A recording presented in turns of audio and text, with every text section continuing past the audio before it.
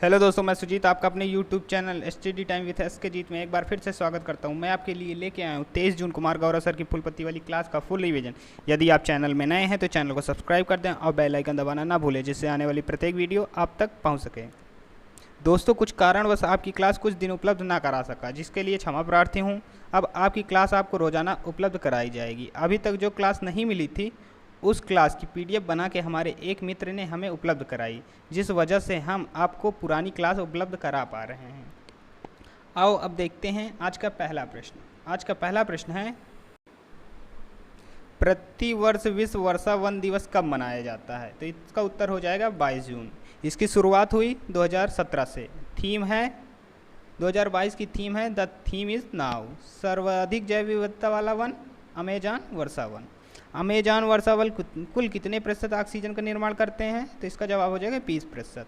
पृथ्वी के फेफड़ा किसे कहते हैं? अमेजन वर्षा वन को। पृथ्वी की किडनी आर्द्र भूमि को। पृथ्वी का सुरक्षा कवच ओजोन परत। समुद्री वर्षा वन किसे कहते हैं? प्रवाल भित्ति को। 22 मार्च को मनाया जाता है विश्व जल दिवस। 22 अप्रैल को मनाया जाता है विश्व पृथ्वी दिवस।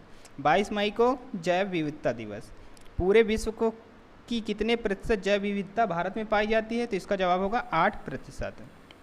अगला प्रश्न है, जून 2022 में one nation one ration card को लागू करने वाला 36वां और भारत का अंतिम राज्य केंद्र शासित प्रदेश बन गया है। तो इसका उत्तर हो जाएगा असम। शुरुआत 2019। अब पूरे भारत में one nation one ration card योजना लागू हो चुकी है। प्रवासी श्रमिकों को खाद्य सुरक्षा उपलब्ध होगी, अर्थात वह पूरे भारत में कहीं से भी राशन प्राप्त कर सकते हैं। राष्ट्रीय खाद्य सुरक्षा अधिनियम 2013 के द्वारा संचालित है।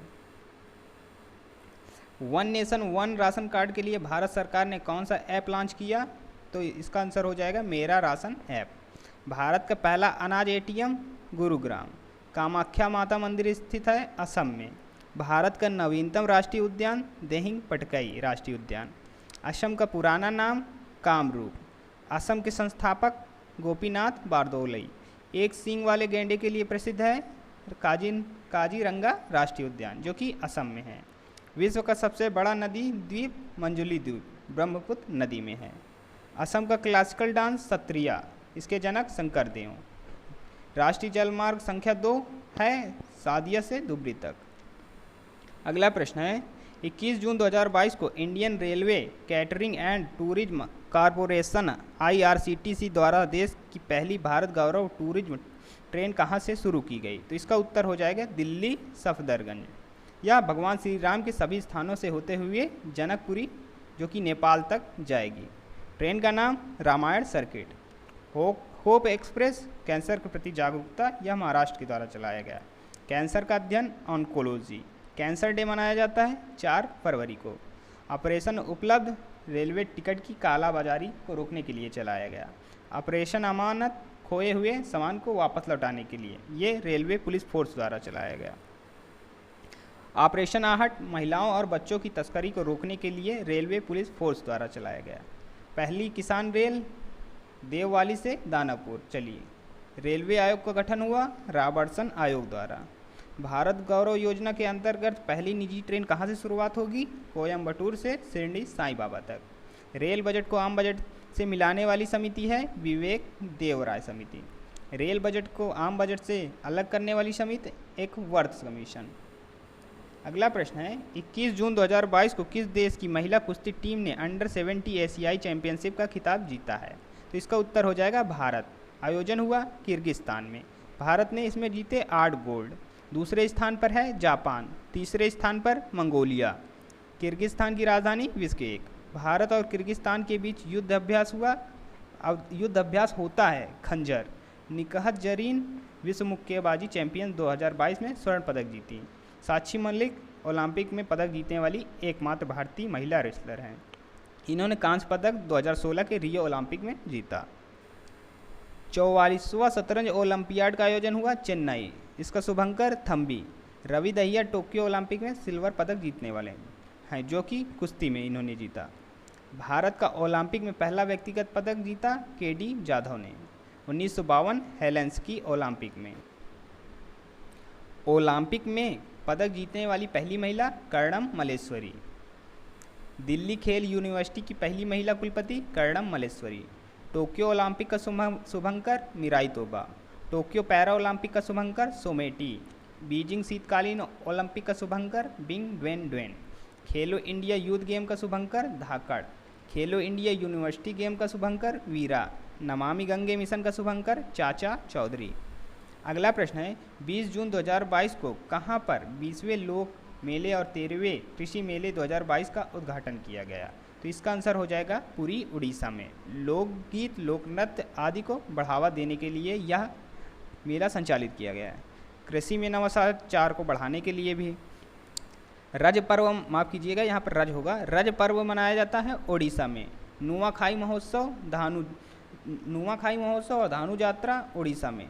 नलबाना पक्षी अभ्यारण्य और चिल्का झील उड़ीसा में। द्रौपदी मुर्मू का जन्म मयूरभंज जिला उड़ीसा में। हॉकी विश्व कप 2023 का आयोजन होगा उड़ीसा, जो कि भारत में।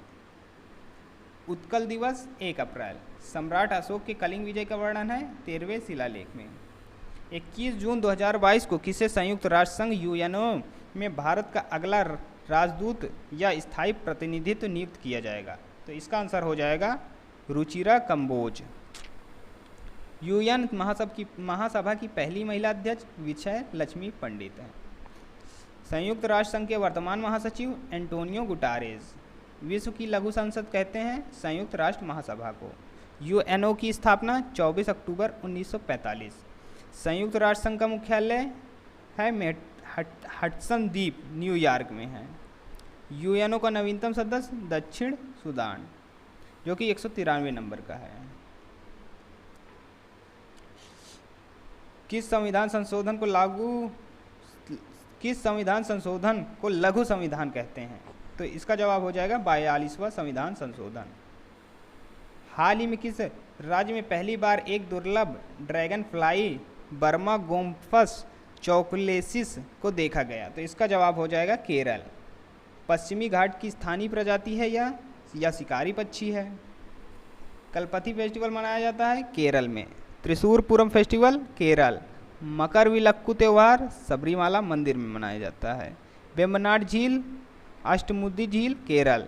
कथकली और मोहिनी अट्टम शास्त्रीय नृत्य है केरल का। पहला ज्ञानपीठ पुरस्कार किसे प्रदान किया गया? जी शंकर कुरूप को, मलयालम भाषा के लिए।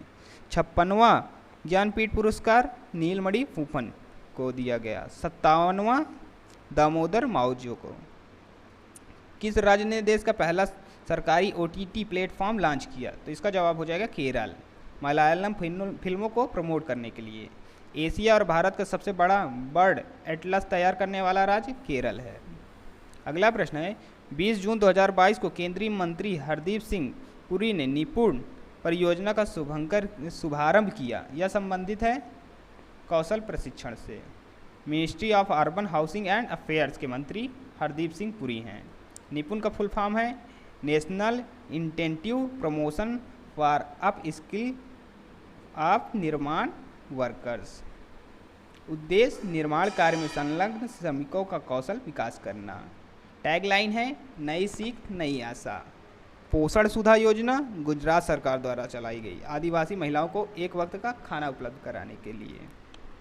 सुरक्षा मित्र प्रोजेक्ट केरल द्वारा। Project bold Rajasthan. स्कूल चलो अभियान श्रावस्ती उत्तर प्रदेश। अष्टांग योग पुस्तक के लेखक डॉक्टर सोनू फोगाट।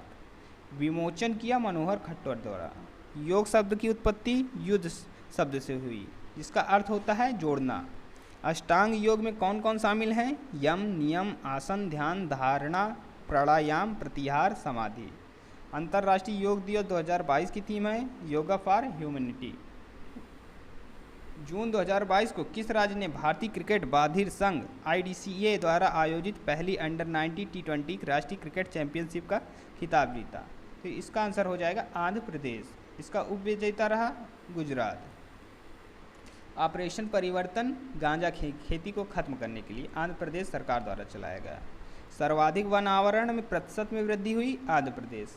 अफीम की खेती को बैन करने वाला राष्ट्र अफगानिस्तान। महिला विश्व कप 2022 का विजेता ऑस्ट्रेलिया। IPL 15वें संस्करण का विजेता गुजरात टाइटंस। उप विजेता Rajasthan Royal. Orange cap George Butler, purple cap Yuzvendra Chahal. प्रधानमंत्री नरेंद्र मोदी ने बेंगलुरु में Bhimrao Ambedkar school of economics का उद्घाटन किया। Statue of knowledge Latur Maharashtra में। मूक नायक पत्रिका के संपादक Bhimrao Ambedkar. Annihilation of caste पुस्तक अंबेडकर जी की है। डॉक्टर अंबेडकर ने किस अनुच्छेद को संविधान की आत्मा कहा? अनुच्छेद 32 को। डॉक्टर भीमराव अंबेडकर की समाधि स्थल को क्या कहा जाता है? चैतन्य भूमि, जो कि मुंबई में है। आशा करते हैं यह वीडियो आपको अच्छा लगा होगा। यदि वीडियो अच्छा लगा तो वीडियो को लाइक करें, शेयर करें, चैनल को सब्सक्राइब करना ना भूलें और जितना हो सके वीडियो को शेयर करते रहें, जिससे हमारा मोटिवेशन बना रहे। धन्यवाद।